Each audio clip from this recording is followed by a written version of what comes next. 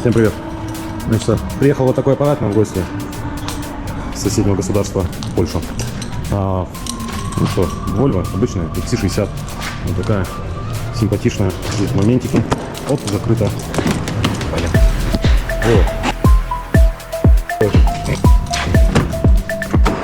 Вот такой вот салончик приятный. Значится, кожа рожи, все дела. Ну, кондиционер что не холодит. Я говорю, ну давай посмотрим. Начали смотреть, значится, не включается муфта. Человеку предложил, говорю, можно заменить муфту. Но он говорит, давай новый компрессор. Окей, без проблем. Значится, вот новый компрессор. А самый прикол, вот такой вот мотор. 6-цилиндровый поперечный. 2, 4, 6. 2, 4, 6 команда. 6 цилиндров. Вот такой. Так что вот сейчас будем снимать. Сейчас снимать, он там не спереди стоит, он получается сзади стоит мотора, да. Машина 3 литра. 6 цилиндров, 3 литра. На вот таком Xc60, даже не Xc90. Вот. Сейчас будем снимать. Подписываем. Ремешок новый поменяем. Ролики там все поменяем. Вот такие дела. Зачуханный фары. Машина Made in America, Made in USA. Километраж в милях.